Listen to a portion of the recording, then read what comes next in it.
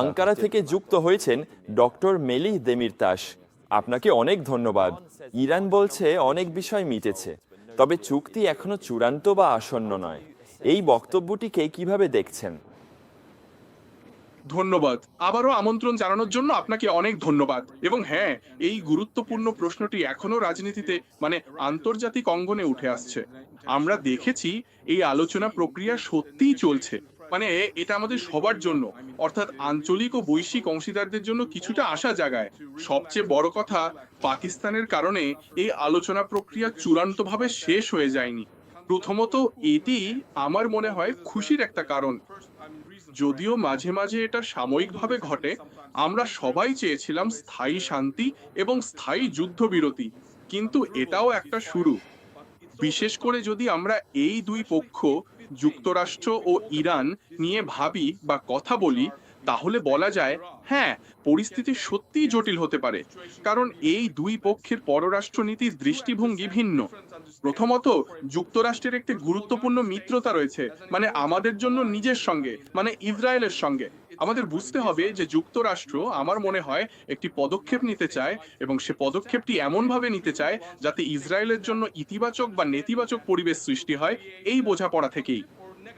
একজন সাধারণ বা তথাকথিত জাতিগত অভিনেতার পক্ষে বৈদেশিক নীতিতে টেকসই শান্তি বা ইতিবাচক পরিবেশ তৈরি করা খুব একটা সম্ভব নয়। কারণ আপনি যদি আরেকজন অভিনেতার কথা ভাবেন যে নিজেও সম্পূর্ণ আলাদা, যেমন ইসরায়েল, আমাদের বুঝতে হবে যে যুক্তরাষ্ট্র ও ইসরায়েলের বৈদেশিক নীতি বা এমনকি অভ্যন্তরীণ নীতিও দুটি ভিন্ন সত্তা। আমরা এটা বুঝতে পারি না জাতিগত দৃষ্টিকোণ থেকে, একজন কূটনীতিক বা বৈদেশিক নীতির দৃষ্টিকোণ থেকে। কিন্তু অবশ্যই ইরানের দৃষ্টিকোণ থেকেও আরেকটি অবস্থান আছে, যেটা হলো ঐতিহ্যবাহী ইরানি কূটনীতি। আমরা দেখতে পাই ইরান ইরান এই বৈদেশিক নীতি নির্ধারণ বা কূটনীতি তৈরির ইতিহাসে সবসময় এ ধরনের কৌশল ব্যবহার করে। প্রথমে কিছু সংকেত দেয়া, যেগুলো হয়তো সংশ্লিষ্ট অভিনেতাদের কাছে ইতিবাচক সংকেত হিসেবে গণ্য হতে পারে। এটা হতে পারে যুক্তরাষ্ট্র, ইউরোপ, এমনকি তুরস্ক বা অন্য কোনো পক্ষের জন্য। কিন্তু একই সঙ্গে তারা এমন কিছু সংকেতও দিতে পারে যা আবার ভিন্ন এক পরিবেশ তৈরি করতে পারে এবং অংশগ্রহণকারীদের মধ্যে সত্যিই নেতিবাচক অনুভূতি সৃষ্টি করতে পারে।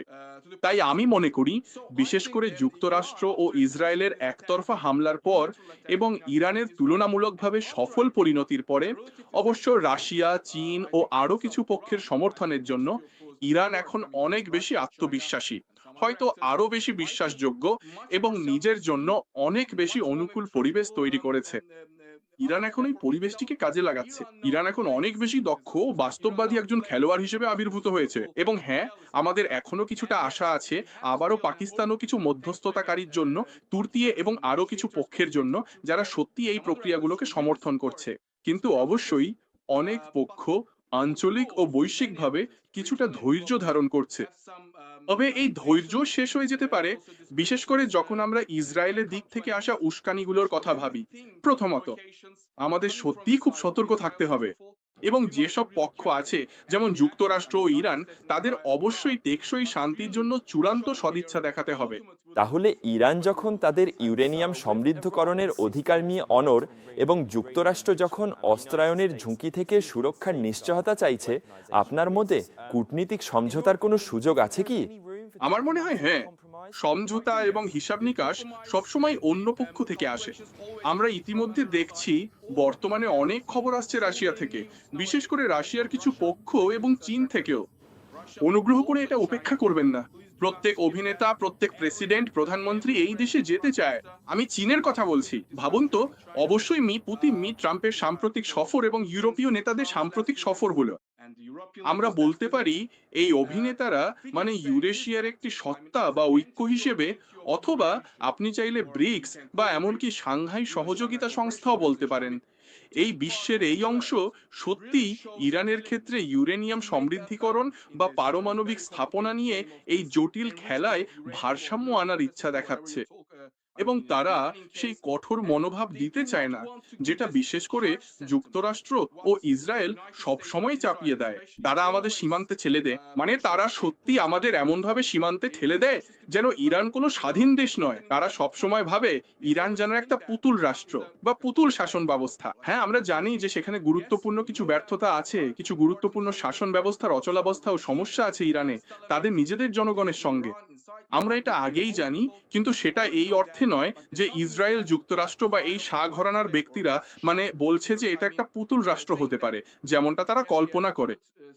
তো এই সমৃদ্ধিকরণ প্রক্রিয়া আর ইউরেনিয়াম নিয়ে এখনো মিস্টার মাইক রুবিও, যুক্তরাষ্ট্রের পররাষ্ট্রমন্ত্রী ও প্রধানমন্ত্রী হিসেবে, খুবই কঠোর তার সাম্প্রতিক বক্তব্যগুলো। আর মিস্টার ট্রাম্পও। কিন্তু আমি মনে করি ধাপে ধাপে আমরা দেখতে পারি রাশিয়া, চীন বা এমনকি জাতিসংঘের দেওয়া গ্যারান্টির মাধ্যমে কিছু আলোচনা, কিছু আপোষ, ছাড় আসতে পারে নিশ্চিতভাবেই যুক্তরাষ্ট্রের পক্ষ থেকে। কিন্তু ইরানের দিক থেকেও আমি মনে করি এটা বিভিন্ন পক্ষের জন্য সব চ্যানেল খুলে দিতে পারে এবং কিছু নতুন, আমার মনে হয়, কূটনৈতিক চ্যানেল এখন আর সংরক্ষিত থাকতে পারে।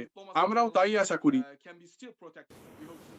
আরে কিভাবে এই প্রস্তাবের জন্য উপসাগরীয় দেশগুলোর সমর্থন কতটা গুরুত্বপূর্ণ?